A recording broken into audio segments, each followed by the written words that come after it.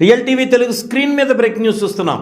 ఆంధ్రప్రదేశ్ రాజకీయంలో hot topic. Rajahmundry Andhra paper mill కార్మిక సంఘాల ఎన్నికల్లో జనసేన ఫ్రంట్ సంచలన విజయం సాధించింది. కూటమి భాగస్వాములైన టీడీపీ, జనసేన విడివిడిగా బరిలోకి దిగిన ఈ త్రిముఖ పోటీలో జనసేన తన సత్తా చాటింది. వైసీపీ, టీడీపీ మద్దతు ఇచ్చిన యూనియన్లను వెనక్కి నెట్టి ఘన విజయాన్ని సొంతం చేసుకుంది.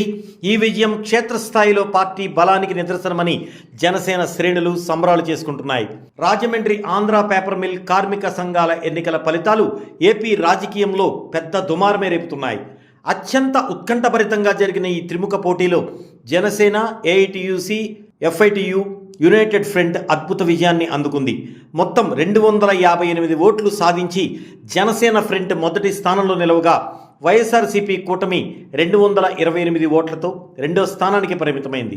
ఇక టీడీపీకి చెందిన టీఎన్టీయూసీ 220 ఓట్లు మాత్రమే సాధించి మూడో స్థానానికి పడిపోయింది.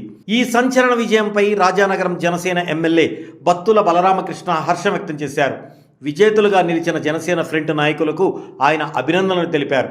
మేము ఒంటరిగా పోటీ చేసినా గెలిచి తీరుతామని ఈ ఎన్నికల ద్వారా నిరూపించాం అంటూ జనసేన నాయకులు జనసేన జెండాలతో హోరెత్తిస్తూ విజయోత్సవ ర్యాలీలు నిర్వహించారు.